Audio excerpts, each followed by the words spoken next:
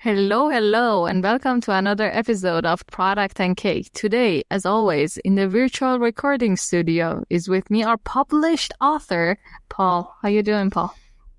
I'm doing great. Thank you, Goncha. Order my book on Amazon. It's already out. We are not alone here, and we don't want to talk about the book again. We have much more interesting guest here. Hi, I'm Luis. I am a senior product manager at Finanzguru. So great to have you, and thank you for the introduction. You are a very seasoned product manager. It's very impressive. You also have your own podcast, so we should have an advertisement for that.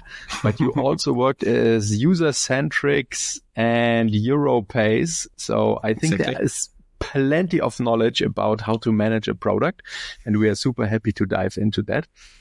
But before that, let us start with our usual check-in question to dive into this meeting. So, Luis, I like to ask you, what's giving you hope right now? Oh, that's a really big question. I don't know, I normally really like to travel during winter times, and I started a new job recently, like in December. I started at Finanzguru, so I decided to spend winter in Berlin.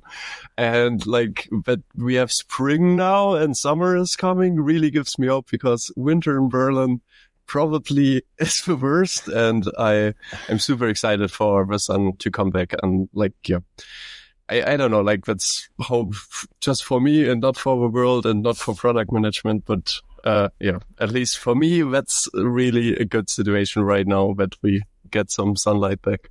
Yeah, that is so beautiful. The Berlin winter is hard, but spring is so beautiful. Yeah, and the probation phase, I think it's super important to have the headspace and to focus on that. And now I see it would have been no problem at all. Finanzguru is super remote, and they are super flexible with traveling and all these kind of things. But you don't know beforehand. So I spent all winter in Berlin suffering in the cold and the dark. That's a sign to learn about the company policy immediately as you join. Not to suffer the Berlin winter. But what about you, Paul? What gives you hope? For me, it is basically my family. We had a big party celebrating my birthday, actually. And I decided to give a speech for the first time in my life. And I was talking about that we as a family need to stick together in this crazy time where it feels like everything is breaking and the whole world gets crazy. But even though it's not easy, we need to stick together. And I was so nervous because my family is really diverse and really big, around 30 people in my living room. And then I was talking and talking, and I did not know if this will break up the family now forever or it will unite them. But I got a lot of positive feedback. So that gives me hope currently that we can still have great ideas, right? And stick together and remind each other on why we are here, and that not everything is crazy, and that there are so many awesome people out there, like in this podcast, and like the people who will listen to that podcast, that are, having the heart on the right side and wanted to change something in the world, even though sometimes in the media it looks like everything is over already. Mm-hmm. It's not, and we have plenty of space to design some. And happy birthday, belated birthday. Yeah. Thank you. Goncha, what about you? What gives you hope right now? I wanted to steal the spring is coming answer, but I think my dreams and the thoughts I have, my aspirations, my thoughts give me hope. It's very weird, but it is. It's what I think about, and I daydream about it, and it gives me hope. Was there a trigger for the positive thoughts? Not really. I don't think so. There is any specific trigger. It's just I have a lot of thoughts about side projects, a lot of dreams, a lot of things that I want to do, and that motivates me and gives me hope to move on. even in gloomy winter in Berlin. Thankfully now we don't we're have that almost issue done. anymore. Yeah. Yeah, that's true. Yeah, great. Thank you all very much for sharing. That is so important to get this human connection, right? And now I think we can dive in and get to know a little bit more about you, Luis. Yes, Happy exactly. to. So, for those who don't know you, how would you explain your job in one sentence? Oh, I always struggle with this. So when I'm like in Berlin, probably people know what a product manager is. When I'm on the countryside where I grew up, and like friends from school or my parents or my grandma are asking, I always say like we build cool tech products, cool apps, websites, and stuff, and I coordinate that we have a good prioritization and build Nice, the very right stuff simple. at the right time. Yep. Nice. And how did you end up here? How did you land in the world of product management and also in Finanzguru? I already wondered, like probably, I was expecting that this question will arise. And the question is, where should I start? Because probably it's like a really long story. But I wonder, like, if I should tell the whole story, like from when I was like 7 years old, or If there was a defining moment there that led you to be a product manager. yeah, I mean, I think a lot of like comes from like me being on the countryside where it was super hard finding like a cool job, but like in the urge to earn some money to be able to, I don't know, I think I wanted to buy a camera or something like this. And then I started like selling stuff on the flea market. And then I like recognized, okay, books are super cheap on the flea market, but super expensive on Amazon, especially like old books. So I started selling books on Amazon. Then I recognized that you can sell the aquarium plants on eBay. So I was for some time one of the biggest aquarium plant sellers on eBay until a big craft store, hardware store ruined my prices. Wow. When I was selling clothes on Kleiderkreise, Today Vinted. So I was always selling stuff in the internet, and I was building websites, and then I got some traffic via getting some traffic rerouted like users to WWF, which I found like super cool at that time, or nowadays still. And I don't know, like via this, I got like into search engine optimization, because I thought this super interesting to generate organic traffic, and was always like developing a little bit and kind of, I don't know, I was a nerd, like as a child. And I think this transitioned into like working like in Search Metrics, which was a search engine optimization software here in Berlin, and like started studying computer science and all these kind of things. But I think this is where it comes from, like the urge to build cool stuff, and at the same time like having this idea of, okay, work can be super annoying, and I did a lot of like really shit jobs, but I also had a lot of fun earning money sometimes. Nice. Yeah. That sounds like you already saw a lot, and you are really deep into the mechanics and the different exploration phases of new businesses. And I also like your summary of coordinating the product tech development. So now you are at Finanzguru, and you can help us to manage our finances. That is pretty awesome. Thank you for that. If your role, and maybe also every other product role at Finanzguru, would disappear, what do you think would break first? To be brutally honest, I think like a lot of management is bullshit, and I think a lot of management is just like a lot of long meetings and a lot of like documentation and a lot of I don't know, like I think a big part you could also throw away and it still would work. I think like the cool thing at Finanzguru is that like most people were super senior and super experienced. So I think probably they would like work for a really, really long time, like really, really well, because probably also most developers most designers have like kind of a product mindset and like think more like from the company and not only from, okay, what do I want to build? I think that's super nice. But I think like product always helps like defining, okay, what are our biggest priorities? So I think prioritization is something which probably would get lost at some point. And I think also, a lot of product managers are good communicators. So sometimes you have the situation that two people have like super, super strong opinions. And it's important to like find like a solution which makes everyone happy in the end. And I think taking the time to solve these kind of things probably would also get lost at some point. But actually, I think that just because like super talented people, they wouldn't lose control like immediately. So you are saying they could continue until all backlog items are done, and then it disappears. Then everyone is realizing, oh damn it.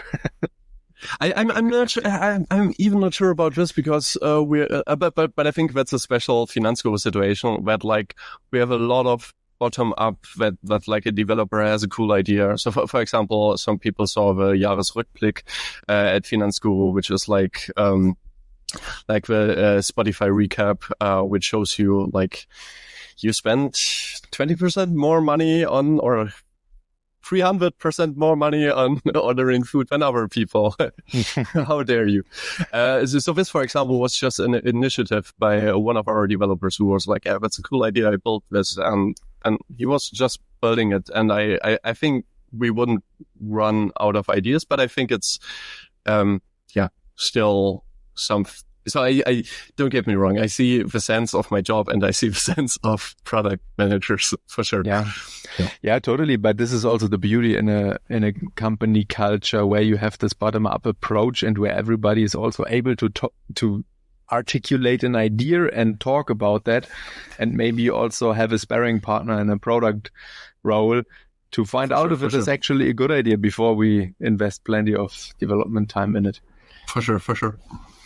Is there a common misconception people have about what you do?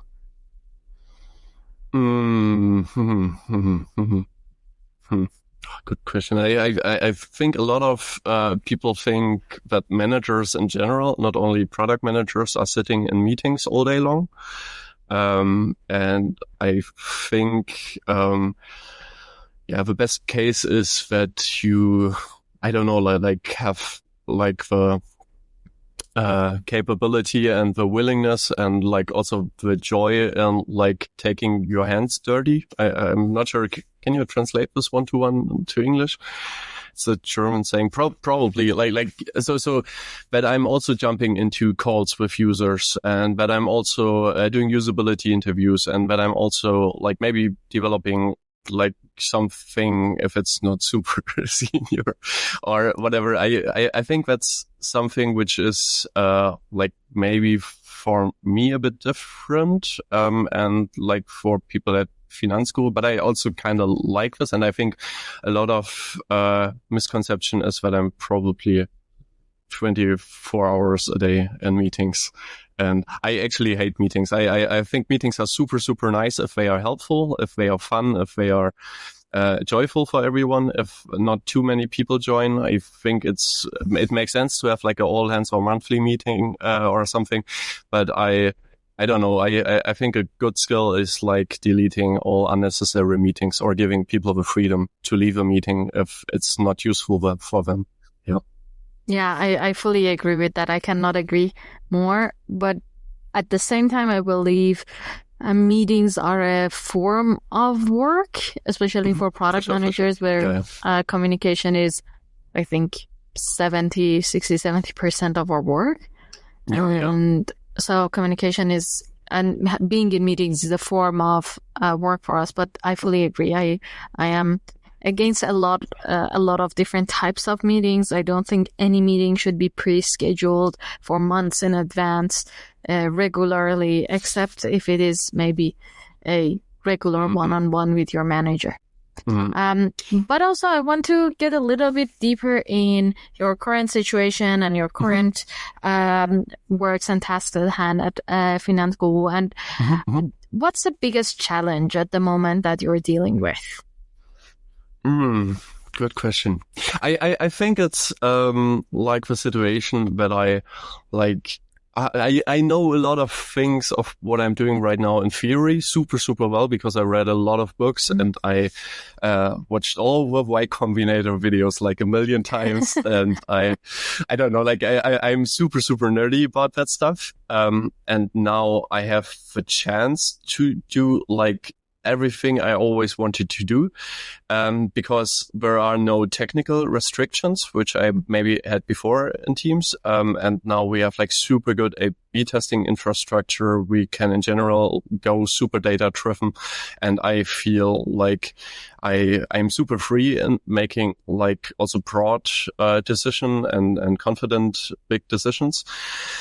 And there are a million things we could potentially do. And the problem is definitely not that there are not enough ideas. But it's like the big question of where to start and what to do first. And I think there's always this thing called opportunity cost, like what, we could do this and probably it would work and it would increase the customer lifetime value by 20%, but maybe something else would increase the customer lifetime value by 200%. So maybe like even if it looks like a success and it looks like a 20% uplift, it's probably the worst idea to start there.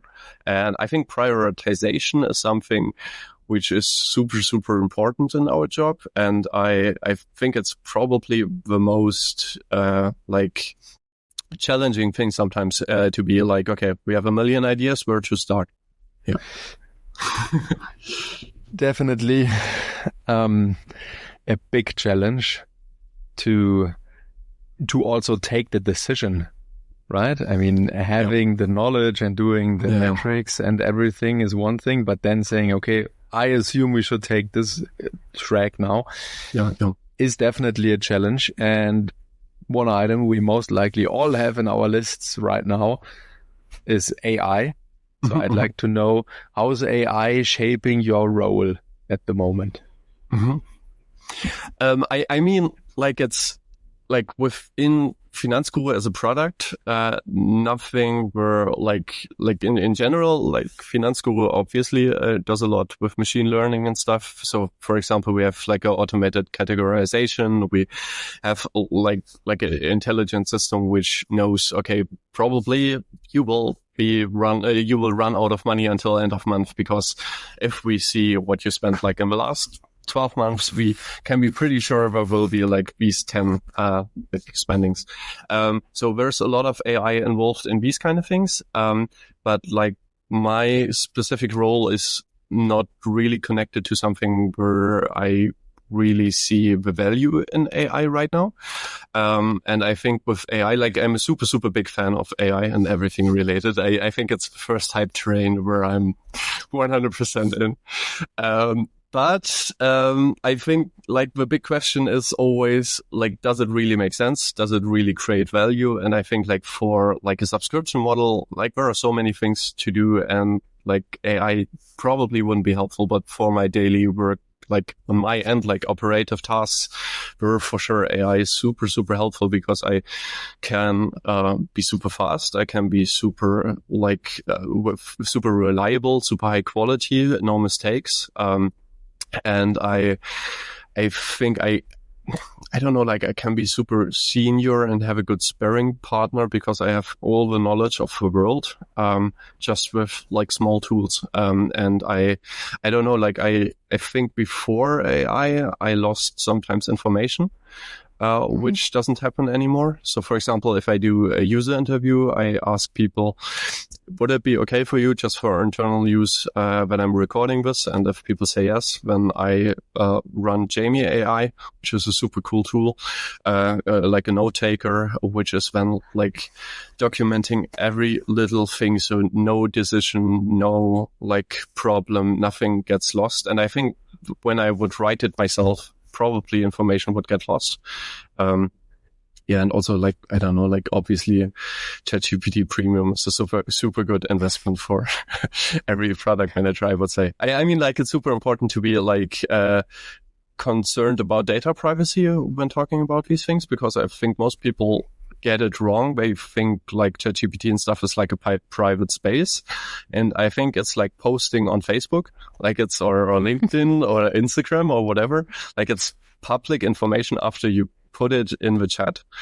But I think like if you're aware of it and if you like have like a bit of engineering background so that you know bullshit in, bullshit out, but like quality in, quality out, then you have like a super good sparring partner.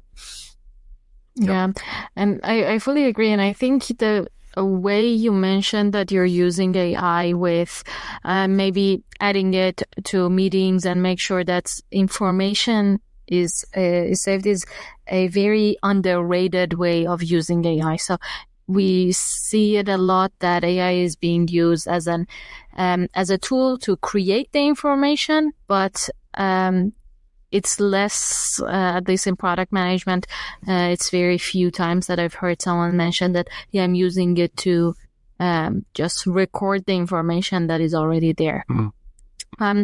But when we are always talking about AI, I want to bring the topic of the human intuition in the middle of the conversation as well versus AI. So how do you balance these two? Mm-hmm. I think like a lot of people are super afraid to be replaced by AI and stuff. And I don't know, like I think obviously AI can be super helpful, like in making decisions when like telling you, okay, that are the key points you should consider, or that are the risks you maybe don't see yourself. But I think in the end, like it needs like a human being to make a decision. And I think like, yeah, I think both AI is trained on being not bold and being trained on being like super, I don't know, like it's not sharp. Like it's always like trying to be, like both options are good. Like very middle ground. Yeah. So it's super, it's super mediocre, but like on a super high level. So it's like a super senior person who's like kind of shy in decision making. And I think it's also not super creative because it's just repetitive, and like reusing, like what was there before. And I think like it's on the product guy to decide on, okay, is this something where repetitive work makes sense? Because I don't know, like for example, a subscription model, probably like Duolingo or Netflix or Spotify, like make good things, which also work for Finanzguru, and where I think like AI can be super helpful, like supporting and giving ideas and supporting in the decision making. But I think like in the end, like probably intuition is super important, experience is super important, making a decision is super important, and also sometimes creativity, because probably AI is not creating completely new stuff, but it's recombining what was there before. Yeah. If this makes any sense, it's a super complicated answer I gave. It is super complicated, and we are all sitting in front of that and at least I'm bouncing between, oh my gosh, it will take our jobs and I will don't have any income tomorrow. In 1 second later, I'm thinking it will never replace anyone, because it's just like a junior engineer who's always saying, yes, you are so great. You are so awesome. I will do it. You are totally correct. And then doing just a row of mistakes. And it's interesting. Nobody of us knows at the moment how this will evolve. And most likely we will look back into these conversations and all the stuff we are thinking, and we will say, oh, nobody thought about how it really became. So But I'm super optimistic with all these things. Like honestly, I know most people are super like worried and negative and like we're going to a dystopia now. But I think like, I don't know, so far I just see like that my work becomes more fun, and like that, like also not only for me, like also for a developer, probably developing with Cursor for example, is like super nice and joyful. And, you take away a bit like the annoying work and, I don't know, like the cool stuff. And you can decide on like, okay, that's the cool stuff I want to do myself, or I need to do myself sometimes. Yeah. So talking about experiences, and you have plenty of them already. So what's one thing you wish you had learned earlier in your career? I think like I sometimes think the biggest blocker for me was, and sometimes still is, but it's getting better because of good results. When I do this, it's like risk taking, because I think like in the last years, all the big bets I did, like also career wise, like really paid off. And like, I think often it's about like taking a big bet and like jumping into cold water, because normally you learn to swim really, really fast. And normally there are always people surrounding you who are super supportive. And like, it's the first time that I'm like launching an app with, or not launching, like working on an app with so many users. Like I was launching stuff before, like apps, but yeah, like I was launching, like I was not jumping in a field where we have like, yeah, a lot of 1,000 users and stuff. And obviously it's like jumping into water and learning to swim. And I think like, I don't know, from my background, my parents are both elementary school teachers. They are super like looking for security and like all these kind of things. But I don't know, that's something where I probably see, if I take a risk, it often really pays off. And if I don't take the risk, I sometimes, I don't know, struggle with that decision afterwards. And then during the night, I labor and I'm like, yeah, you should have taken this risk. And I don't know, like with these things, I think as older I get, as more like happy I am to jump into like chances and just to try out things. And I think like when you're really junior, you're really worried about what people think about you and all these kind of things. And I think like after a while you recognize, okay, most people are super supportive, super nice. And if something goes wrong, they normally don't care. And it's just about like how often you do experiments, and then like some will work for sure. Yep. So taking the risk is definitely something easier said than done, but I agree a lot with you when I remember my past and thinking through stuff and really grinding on it.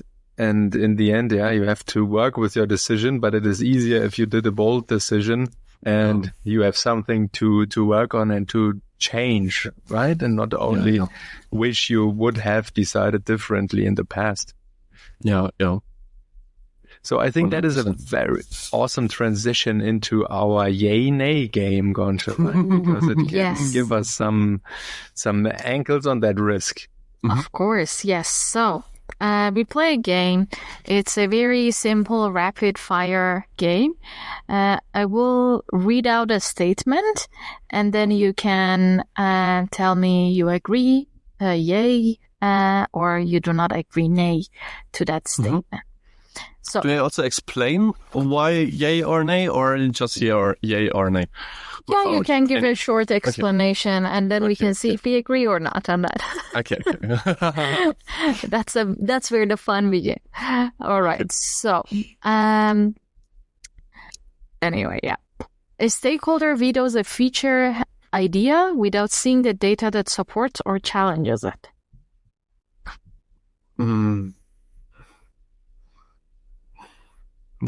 Nay.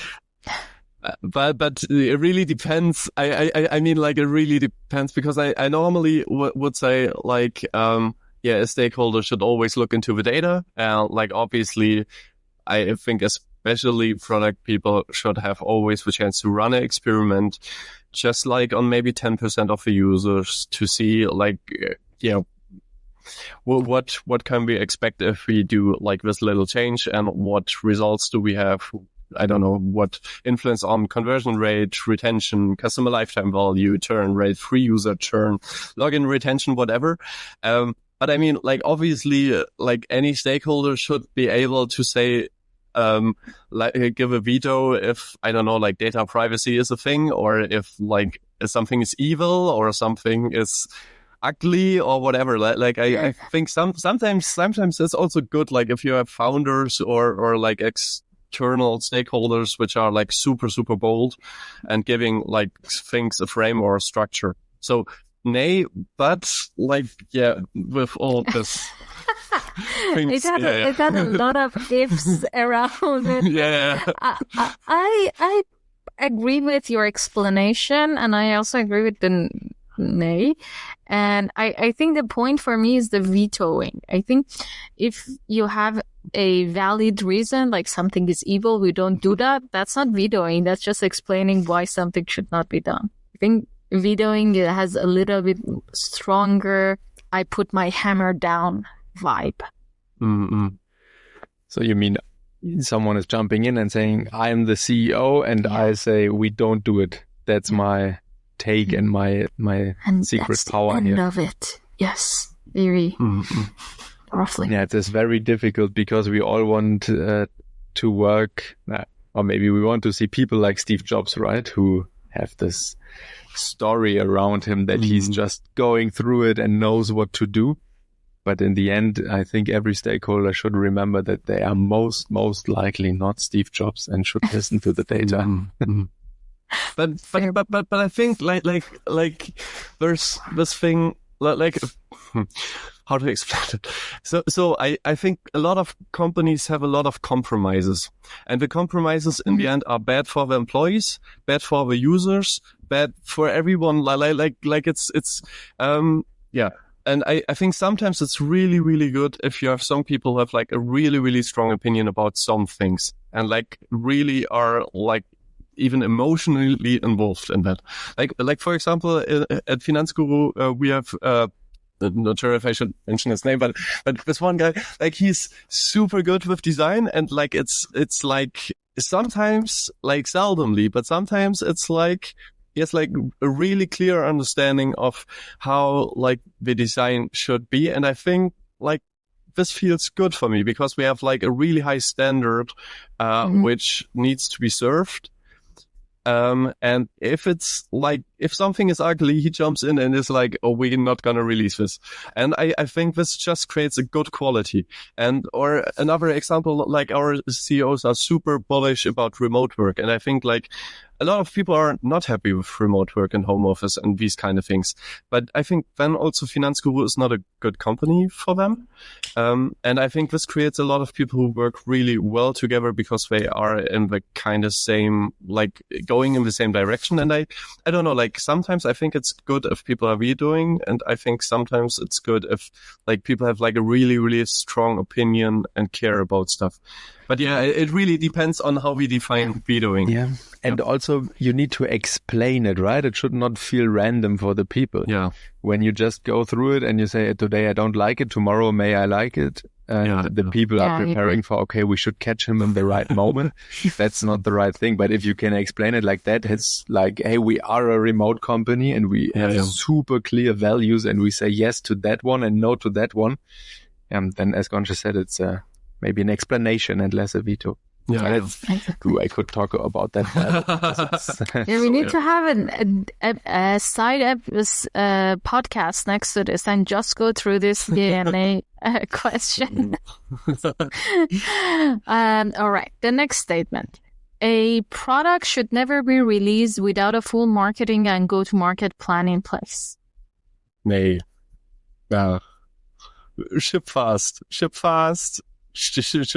I don't know, like, I mean, best case, obviously, like you have a perfect plan figured out and stuff, but I think people like, go too much for perfection, and this results in really slow, fucking boringly, annoyingly slow companies. And I think if people would be more okay with releasing without having the perfect prepared plan for everything, then they would release more and build more useful stuff. Interesting. I think here I'm yay, but again, I'm full on for ship fast. The only difference is there needs to be a go-to-market plan. The go-to-market plan is we ship fast, we just release to everyone immediately, and that's it. But there needs to be a go-to-market documentation. By documentation, it can be just one line at the end of the project charter or whatever, but there needs to be something. Which date it will be launched? Like something needs to be there. There needs to be. I'm a big fan. I'm not a big fan of documentation. Documentation normally sucks, but sometimes it's important. But normally it sucks, and no one reads documentation. Like normally documentation is just like for documentation's sake. I'm not a big fan of that. I really like documentation if it's useful, but if it's not 100% useful, or if it's too long and people don't read it because it's too long, then I think documentation is just like a waste of time, and people could build useful stuff instead.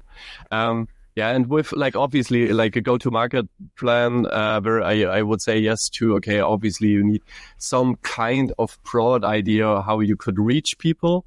But I think probably you find product market fit earlier and faster if you just release useful stuff, and then probably you will find a way to reach the right people. All right. Then last question from this part. A developer suggests a technical solution that wasn't included in the original requirements. Yay. Perfect. I love developers who are like this. I think like most companies don't value the developers enough. And I think like, have you seen the like Netflix, series, The Playlist? I think there's this one, like it's a series about like, how Spotify was built. Like obviously not documentaries, it's more like entertaining, but there's this one sentence, like we built the company around the developers. And I really like this idea. Interesting. Nice. I will take a look at it. Yeah. And you want to ask yourself, and also what you can do as a product person to build this culture, right? And to enable this trust that I, as an engineer, can come and say, hey, even though you required or specified this and that, there's just this one tool with AI, most likely, that can do exactly that, but also plenty more. Should we give it a try? And then I think the answer should be yes, if there's no very good reason against it. And maybe then you also don't need a go-to-market plan. You can just release it and see how it is working, and maybe realizing afterwards what the perfect plan to scale that. Agree. I partially agree. You need documentation. Cancel all the meetings, just have documentation. Also, no presentation, no images, just written text. Okay. Let's take that as a cliffhanger for our next episode, Luis, to argue that out. Before that, I would like to know from you, Luis, what are you learning right now, work or life related? I mean, a lot of like stuff related to A/B testing, to all the metrics which are relevant, like B2C consumer metrics, like customer lifetime value, conversion, retention, optimizing these, optimizing free user churn, login retention, like all these kind of things. That's super, super exciting. And I really, really love that we have data scientists. And that's just so much fun. Like I really enjoy that part. I think that's probably my steepest learning curve at the moment, like the data approach. And also like I think they built such an amazing infrastructure for all these kind of things at Finanzguru, and in general, like the backend behind like the app is super impressive. And I think like from the technical side and from the scientifically mathematically side, like I learn a lot at the moment. Yeah, that's super cool. Nice. Yeah. Thank you for sharing that with us, and thank you for joining us on this episode of podcast. But before we say goodbye, where can people find you? And I think you also have a podcast. Where can people find your podcast, Digital Economics? Yeah, so if people are interested in listening to founders like explaining how they build a cool startup, it's mostly founders. I sometimes, I don't know, like I invite you who I'm interested in. And it's mostly tech founders building software or tools or cool stuff like that. Then people can just search on Spotify, iTunes, whatever for digital economics, like digital economics without the E. It's a stupid name. I should have gotten another one, but now it's too late. And beside of it, I don't know, LinkedIn, probably. Yeah. Nice. Amazing. Thank you. Cool. And thanks for everyone who listened to this episode. Please don't forget to share it, like it, give us a review. And if you did not do it so far, try out Finanzguru and drop Louis a line what he can do. Yeah. Good point. I forgot about this. Yeah. Actually super happy to get feedback. Like, especially probably product people are listening to that. If people have cool ideas of what we could do, then I'm super happy to get these messages. Nice. Thank you so much. Thanks a lot. Recommend this podcast to everyone you know. Bye. Bye.